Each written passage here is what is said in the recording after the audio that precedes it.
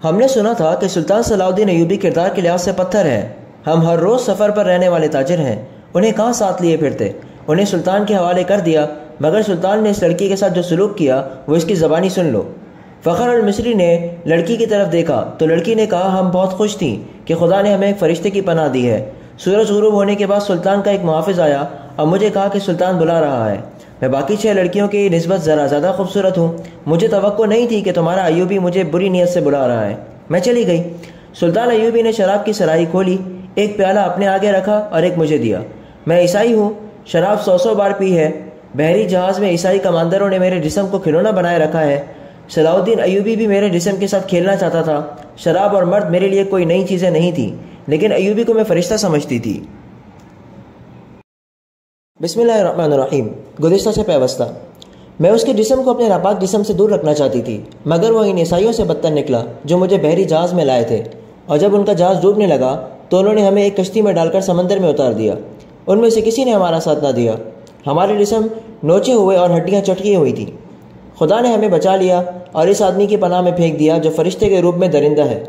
مجھے سلطان ہی نے بتایا تھا کہ میرے ساتھ کے باقی 6 لڑکیاں اس کے سالاروں کے خیموں میں ہیں. میں نے سلطان کے پاؤں پکڑ کر کہا میرے ساتھ شادی کر لو. اس نے کہا اگر تم مجھے پسند کرتی ہو تو شادی کے بغیر تمہیں اپنے حرم میں رکھ لوں گا. اس نے میرے ساتھ وحشیوں کا برتاؤ کیا. شراب میں بدمست تھا. اس نے مجھے اپنے ساتھ لٹا لیا. جو ہی اس کی آنکھ لگی میں وہاں سے بھاگ آئی. اگر میری بات کا اعتبار نہ آئے تو اس کے محافظوں سے پوچھ لو.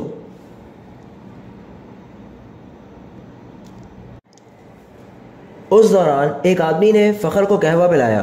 ذرا سی دیر بعد فخر کا مزاج بدلنے لگا. اس نے نفرت سے قہقہ لگایا اور کہا ہمیں حکم دیتے ہیں کہ عورت اور شراب سے دور رہو، اور خود شراب پی کر راتیں عورتوں کے ساتھ گزارتے ہیں. فخر محسوس ہی نہ کر سکا کہ لڑکی کی کہانی محض بے بنیاد ہے، اور نہ ہی وہ یہ محسوس کر سکا کہ اس کا مزاج کیوں بدل گیا ہے. اسے حشیش پلا دی گئی تھی. اس پر ایسا نشہ طاری ہو چکا تھا جسے وہ نشہ نہیں سمجھتا تھا. وہ اب اپنے تصور میں بادشاہ بن چکا تھا. لڑکی کے چہرے پر مشعل کی شعلے کی روشنی ناچ رہی تھی. اس کے بھرے ہوئے سیاہی مائل بھورے بال چمک رہے تھے. وہ فخر کو پہلے سے زیادہ حسین نظر آنے لگی. اس نے بے تاب ہو کر کہا تم اگر چاہو تو میں تمہیں پناہ میں لیتا ہوں. نہیں. لڑکی ڈر کر پیچھے ہٹ گئی اور بولی تم نے بھی میرے ساتھ اپنے سلطان جیسا سلوک کرو گے. تم مجھے اپنے خیمے میں لے جاؤ گے اور میں ایک بار پھر تمہارے سلطان کے قبضے میں آ جاؤں گی. ہم تو اب دوسری 6 لڑکیوں کو بھی بچانے کی سوچ رہے ہیں، ایک تاجر نے کہا. ہم ان کی عزت بچانا چاہتے ہیں مگر ہم سے بھول ہوئی. فخر المصری کی نگاہیں لڑکی پر جمی ہوئی تھی. اس نے اتنی خوبصورت لڑکی کبھی نہیں دیکھی تھی. خیمے میں خاموشی طاری ہو گئی جسے کرسٹوفر نے توڑا. اس نے کہا تم عرب سے آئے ہو یا مصری ہو؟ مصری. فخر نے کہا میں 2 جنگیں لڑ چکا ہوں اس لیے مجھے یہ عہدہ دیا گیا ہے. سوڈانی فوج کہاں ہے جس کا سالار ناجی ہے؟